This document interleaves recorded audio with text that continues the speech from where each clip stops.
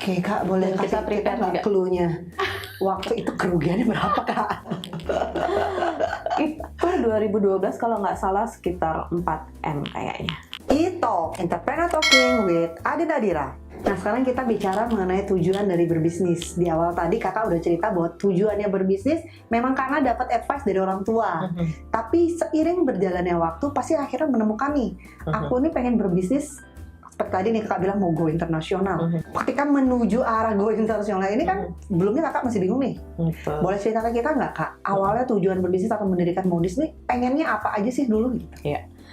Kebetulan di usia itu kan saya nggak kepikiran ya, Iya. apa itu bisnis, apa itu jualan. Kita belum bisa membedakan pedagang dan pebisnis gitu. Iya. Jadi pada saat itu ya udah sekedar jualan udah happy dapat omset gitu. Nah berjalan dengan waktu. Jangan omsetnya belanjain lagi nggak kak? Takutnya shopping lagi nanti. Jadi berjalan dengan waktu kita belajar dan kita sudah menemukan bahwa oh ini loh bisnis kita yang sebenarnya. Oh ini loh yang akan kita bawa ke go internasional gitu. Nah disitulah kita baru mulai meng-create dalam diri kita, kebetulan dalam ya suami istri ya dalam satu keluarga itu baru kita kepikiran untuk go internasional dengan produk-produk yang makin kesini makin kita merasa kita nih udah dapat ini nih tes ini udah kita punya gitu, tes yang kita punya dan orang lain belum bisa. Sudah tahu lah culture-nya kita seperti apa ya untuk gitu. modis sendiri. Sebelum kita bicara lebih lanjut lagi mengenai modis, boleh minum dulu kak? Boleh. Takut keselak nanti. Nah kak, kita mau ngulik-ngulik sedikit lebih jauh nih. Kakak pada saat itu tamat SMA. Iya. Kalau zaman dulu nih, saya selalu mikirnya gimana saya dapat uang lebih cepat. Mau nggak mau saya jadi karyawan aja deh. Betul. Saya sendiri pun pada saat saya sekolah pun untuk kuliah saya harus kerja dulu biar bisa saya bayar kuliah. Betul. Nah ini kakak pikirannya kok sampai buka bisnis, boleh cerita nggak kak? Iya. Nah Jadi SMA, kuliah, ketemu suami, buka bisnis. Nah ini kita menarik sekali nih kak. ya kebetulan dulu boleh flashback cerita. Dulu saya sebenarnya keterima di farmasi UGM. Terus papa nggak setuju karena anak ceweknya pisah jauh di Jogja gitu. Akhirnya kan kuliah di sastra Inggris di ekstensi dan pagi kita nggak ngapa-ngapain kan. Kebetulan mama punya teman dulu outsourcing security di airport dan di Angkasa Pura dan beberapa perusahaan dulu namanya Makro. Dan saya di sana sebagai admin. Dan di sanalah saya pelajari tentang SDM juga. Gitu, bagaimana cara mengelola SDM, bagaimana cara mengatur jadwal dengan beberapa security. Ketika kita membawa sekitar 90 security. Jadi dibagi-bagi mengatur. Tapi memang khususnya di airport itu ya? Iya, di airport. Jadi ya kurang lebih dapat ilmu di situ juga sih untuk membangun bisnis. Lalu ketika bekerja di sana kan udah mutusin nih akhirnya kuliahnya di Bali aja. Ketemunya suami nih kak. Jadi cerita jodoh. Takutnya pada jelas nih di luar. Ketemu sama suami itu dulu sahabatnya itu lagi nyari-nyari saya gitu kebetulan. Nyari nagih utang nggak kalau bahasanya kesumsum gitu ya. Terus habis itu dia motornya tuh mati di rumah saya. Kalau nggak salah akinya rusak. Bawalah suami saya besoknya. Bawa suami saya itu untuk memperbaiki, nemenin untuk ngambil motornya gitu. Disitulah saya kenal. Berarti emang suami di Bali memang? Di Bali dulu SMA kan. Setelah SMA baru dia pindah ke Jogja. Ini berarti pacarannya dari SMA? LDR emang. Kelas 3 SMA. Lama loh. Cicilan rumah lunas nih kalau nggak kawin-kawin. Itu 5 tahun pacaran kalau nggak disuruh nikah nggak nikah sih. Gitu. Akhirnya suami malah kan kuliahnya nggak di Bali kan? Iya, kuliah di Jogja. Jadi pulang pergi gitu. Jadi pada saat itu memang buat bisnis suami nggak di Bali? Nggak di Bali. Jadi ya sering pulang pergi aja. 2 minggu sekali, seminggu sekali seperti itu. Keren banget. Menemukan yang inline. Jadi pacarannya ngomongnya nanti mau neracas yang ketemu. Kemarin jualannya berapa aja, lakunya berapa gitu kan. Betul, bener banget. banget. Akhirnya tamat kuliah lah pada saat itu. Tamat kuliah kan saya rasa pada saat itu sudah modis ya. Udah di modis. Udah. Nah, Cuman memang dia masih yang kecil. Oke, masih yang 3x4 tadi Iya, itu. 3x4. Boleh cerita nggak Kak, perjuangannya apa aja sih Kak? Pernah nggak ngerasain, aku tuh jatuh banget di titik ini, dan yang bikin akhirnya bangkit lagi? Boleh nggak sharing Boleh Kak? banget. Karena kan mungkin orang di luar sana tuh taunya modis Indah aja. udah kelihatannya itu udah Gede banyak, karyawan udah banyak, ngeliatnya udah, oh ini kakaknya eksis terus nih gitu kan. Dia nggak tahu nih perjuangan di balik Betul. itu apa gitu. Titik terendah saat kita kebakaran ya, tahun 2012. Kebakaran dan menghabiskan semua isi barang. Jadi Setokonya? setokonya dan Bangunannya berarti ya? sebangunannya. Waduh. Jadi itu bukan yang habis kebakar, tapi karena pakaian Oke. dia disemprot sama pemadam kebakaran. Pemadam. Jadi kan hancur semua, runtuh Iya, benar. itunya. Jadi ya benar-benar nggak bisa dipakai, rusak semua. Oh. Jadi habis bukan karena terbakar. Terbakar mungkin cuma sedikit di bagian belakang, cuman habisnya tuh gara-gara disemprot PDAM. Tapi nggak ada pilihan juga sih ya, mereka kan maksudnya ingin membantu ya. Iya, nggak ada pilihan daripada habis semua. Iya Gitu. betul. Ya udah di situ benar-benar kita, karena saya habis datangin barang juga, dan itu prepare untuk Lebaran dan Galungan. Biasanya Lebaran dan Galungan itu kita omset naik 10 kali lipat dari yang standar gitu. Oke Kak, boleh Dan kita kasih prepare nggak juga. clue-nya? Waktu itu kerugiannya berapa Kak? Itu 2012 kalau nggak salah sekitar 4M kayaknya. Wow. Itu nggak sedikit loh friend, itu duit semua. 2012. Dan saya juga baru ambil kredit kalau nggak salah ya, 500 juta di saat itu. Dan datanglah kepala bank itu, langsung lemes karena barang itu udah semua saya jadikan uangnya udah jadi barang itu semua, langsung lemes. Terus cuman ya dukungan dari keluarga, sahabat itu luar biasa banget. Seminggu aja kita udah move on. Jadi benar-benar yang bikin bisa move on, support, benar-benar support bahwa lebih ke cerita orang Cina kebanyakan. Biasanya orang kalau udah Cina lagi nih kita. Biasanya orang habis kebakaran pasti lebih dari yang biasa. Iya betul. Jadi ya udah dari situlah kita mulai gencar banget ya. Nah pada saat itu memang tokonya cuma satu yang kebakaran itu, apa sudah ada outlet? Sudah mulai beberapa outlet. Oke. Dan waktu itu saya masih 6 bulan nih kembar. Oh iya. Dan mbaknya tuh pas pulang, jadi saya pas nyetir lagi buka outlet baru, nyetir berdua dengan anak bayi, bertiga jadinya, bayi kecil-kecil masih 5 bulan di car seat. Ya ampun, kebayang deh. Dan nangis-nangis sepanjang perjalanan untuk OTW ke tempatnya gitu. Tapi saat itu kan saya punya salon, jadi sempat punya salon, jadi salon itu juga support pembiayaan ke yang kebakaran itu. Itu di tempat salonnya nggak terpisah lagi berarti? Terpisah. Dan salon saat itu juga lumayan ramai sih dan terkenal gitu. Wah ini menarik ya. Saya sampai kehabisan kata-kata untuk ngomong. Dan beberapa bulan kemudian kalau nggak salah tuh Gosa juga kebakaran gitu. Oh jadi barengan pas Gosa itu.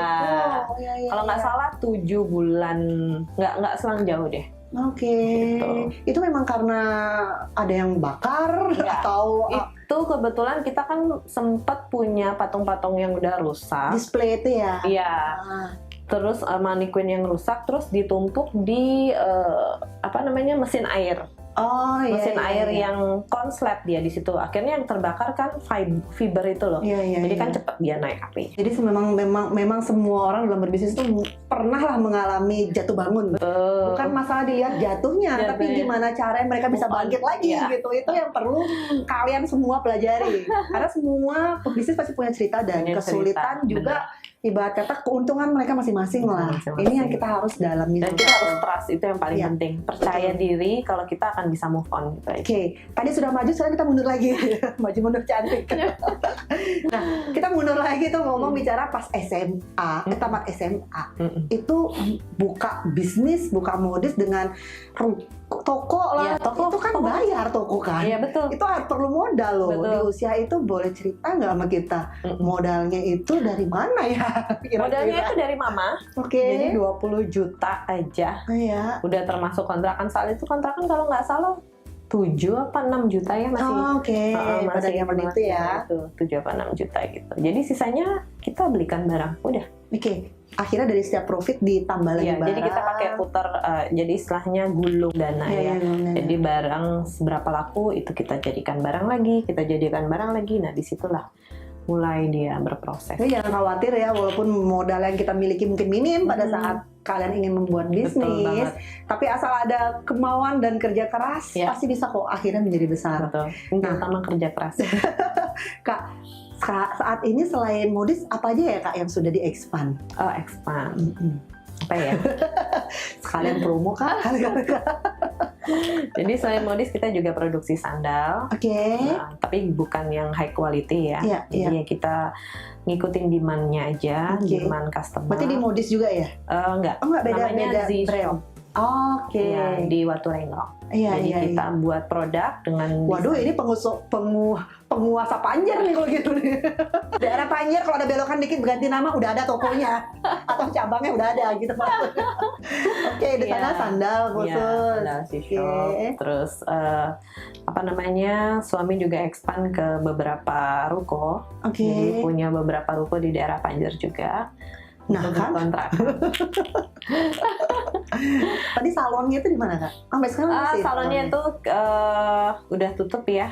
Kalau nggak salah udah 5 tahun yang lalu. 7 tahun lah udah lumayan lama. Gitu. Karena saya kebetulan tidak kompeten di bidangnya itu, jadi kita serahkan ke SDM ya kurang sih kalau menurut saya. Memang kalau kita pada saat itu ramai banget. Iya sayang banget ya. Kalau emang sudah ada orang yang bantu, kenapa Kak? Kepikiran ngelepas ya. Karena masa mungkin nggak passionnya ya, nggak bisa ngambil langsung. Kembali lagi setelah itu tutup, saya baru mulai belajar. Memang jika ingin berbisnis atau ingin jadi seorang pengusaha sesuai dengan passion, jangan memaksakan diri. Jika kita memaksakan diri, itu nanti nggak akan bisa bagus gitu. Benar setuju banget. Sama bisa lah. memulai nggak bisa mempertahankan itu aja. Saya rasa sih ini sebenarnya tips yang bukan hanya untuk entrepreneur sih Kak. Betul. Kita bisa contoh untuk para karyawan yang lain juga harus benar-benar nih kalau seandainya yang kalian tekuni saat ini nggak sesuai dengan passion, better move on. Betul.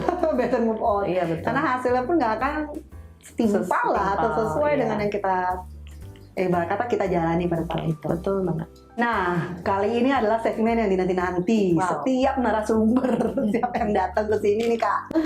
Nah, ini namanya adalah Fast Question segmen. Dimana kita akan kasih challenge kepada narasumber yang datang untuk jawab pertanyaan kita dengan cepat. Apapun yang ada di luar kepala dijawab. Maksudnya sih kita pengen melihat seberapa sigap dan cepat tanggapkah seorang entrepreneur dalam menghadapi segala musibah. Yang pertama, ini pertanyaan Kak, jadi nggak pilihan. Bisnis adalah sesuatu yang memang apa yang kita inginkan di dalam satu visi misi dalam kehidupan kita. Sesuatu yang kita inginkan atau kita wujudkan berupa visi misi kita ya. Wah, menarik, berat ternyata jawabannya. Nomor 2 ya. Apa yang orang lain tidak tahu tentang Kakak? Wow, banyak banget. Kalau saya di depan orang banyak tegas, terus kesannya galak. Gitu. Cuman enggak sih Kak, saya kenal juga baik. Tegas, galak di depan, hatinya tapi lembut, sutra gitu. Cuma sebenarnya saya itu orangnya thinking ya. Jadi setiap pagi saya selalu memikirkan what the next gitu. Modis ini mau kita bawa kemana? Jadi setiap pagi itu yang terus saya pikirkan. Berarti tadi kan kita baru datang nih Kakak, sebelum datang bilangnya sorry ya, agak telat dikit karena habis ngopi sama suami ngomongin itu kan. Besok modis bawa apa ya gitu kan. Jadi emang kita kebetulan sama istri kalau dalam karakteristik kita orangnya yang thinking. Jadi memang suka berpikir what the next. Iya, gitu. Ada bagusnya sih Kak kalau menurut saya. Jadi kita punya role sendiri, tracknya kita mau bawa kemana. Jadi nggak overlap jadinya. Yang bahaya, ibarat kata nih kita mau ke BW lah gitu, mau ke beach walk, mampir dulu kesana kesini sampai lama. Kalau Kakak nih tahu, oh bypass lewat sini nih, lewat tol kenceng nyampe gitu kan. Kak, yang ketiga, jika saya bisa mengulang waktu, saya akan pengen jadi dokter sih dulu. Bukan jadi pebisnis. Pengen jadi dokter. Dulu. Karena kan sudah jadi dokterin suami kan. Kenapa Kak pengen jadi dokter? Memang dulu dari cita-cita kecil emang pengen banget jadi dokter. Gitu. Jadi dokter ingin bicara kita ingin dapat income banyak atau ingin membantu orang? Enggak, kalau saya lihat dulu tuh waktu kecil keren aja sih jadi dokter, dipandang orang banyak, karena bisa keren ya, menyembuhkan orang gitu. Akhirnya tapi hal yang membawa ibarat kata bukan dreamnya, bukan keinginan saat itu malah bikin besar kakak saat ini ya. Betul banget. Itu harus disyukuri sebenarnya ya Kak ya. Jadi masih pengen jadi dokter Kak? Anakku kayaknya bakal aku buat jadi dokter. Oh gitu. Masih ambisi untuk jadi dokter. Oke, nomor 4. Seseorang yang paling menginspirasi kamu. Kalau inspirasi yang benar-benar rules gitu, enggak sih, enggak terlalu banyak ngikutin pattern orang ya. Oke. Jadi saya suka sama beberapa orang yang punya usaha-usaha yang banyak, yang bisa punya cabang-cabang yang banyak, kayak gitu. Kalau untuk orang tertentu, satu orang tuh nggak terlalu ada. Jadi pengen seperti siapa gitu nggak sih?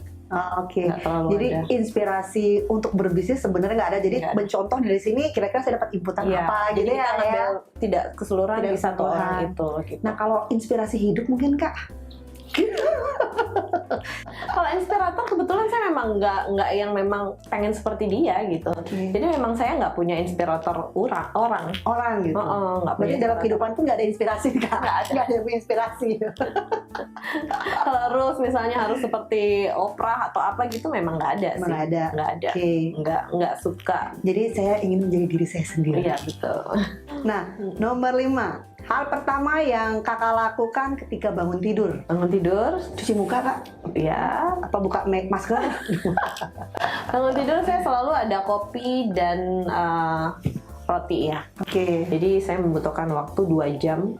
2 Waduh, jam, lama kali Kak. 2 jam sampai 3 jam untuk memikirkan tentang perusahaan. Iya. Itu memang jadi seperti riset, terus marketing, terus mau ngapain aja itu memang saya sisihkan waktu sih. Nah ini Tiap kelihatan pagi. ya. Tadi nggak mau pengen jadi siapa-siapa. Mau kreator nih kelihatan nih 2 jam butuhin waktu tiap hari buat mikirin. Kan kreator gitu mikir. Kelihatan tipe-tipe pemikir. Aduh, mikir. Oke, yang terakhir. Hal yang paling memalukan buat kakak yang pernah kakak lakukan di tempat umum. Nggak ditanya deh, nggak pernah malu soalnya. Nggak punya kemaluan gitu. Saya sering nggak pede aja kalau di antara orang-orang besar. Oke. Gitu. Kenapa nggak pede Kak? Karena saya merasa saya adalah bagian saya tuh masih jauh di antara mereka. Saya masih harus terus belajar gitu. Oke. Gitu. Jadi ya dalam diri saya gimana saya bisa seperti mereka. Jadi saya harus belajar gitu. Wah. Kalau di antara orang besar saya masih rasa ciut banget. Keren banget ya. Boleh nggak tepuk tangan dulu? Sampai speechless lupa mau tepuk tangan. Seorang kakak yang ibarat kata udah ada modis di mana-mana, aja masih punya perasaan minder loh. Itu yang saya langsung, hah? Serius loh gitu kan. Kak, sebelum kita akhiri, kita mau minta kakak buat kasih tips kepada our friend di luar nih Kak. Oke. Tipsnya bagi kalian pengusaha muda yang memang pengen banget berbisnis, anak-anak muda yang pengen bisnis, jangan patah semangat kalau mau belajar. Sekalipun kalian sudah jadi orang besar di sana, di luar sana, belajar itu penting banget ya, karena belajar itu tidak akan termakan oleh waktu dan usia gitu. Jadi saya di usia segini aja masih haus sama pembelajaran apapun itu, mau inside dalam keluarga, pembelajaran keluarga atau bisnis dan lain sebagainya. Memang input dari luar itu benar-benar luar biasa banget. Jadi friend, hidup ini hanya satu kali. Jadi kalian harus gunakan untuk hal-hal positif. Baik itu kita belajar, membantu orang secara langsung, itu sangat bagus sekali. Iya betul. Betul ya Kak ya? Nah, terakhir nih Kak, boleh nggak bilang bye friends gitu Kak? Sama ya Kak ya? 1, 2, 3. Bye friends! So friends, jangan pernah berhenti belajar. Gunakanlah hal-hal positif yang bisa membentuk dan membangun kalian nantinya. Gagal adalah hal yang wajar. Keberanian untuk terus berjuang dan berusaha adalah hal yang penting yang harus kalian perhitungkan. Ingat friend, Dari kegagalan, kalian bisa belajar banyak hal yang nantinya bisa kalian gunakan untuk hal-hal positif yang membangun. So friends, experience is the best teacher. Saya Adi Nadira, sampai jumpa di e-talk selanjutnya. Bye friends! E-talk, Entrepreneur Talking with Adi Nadira.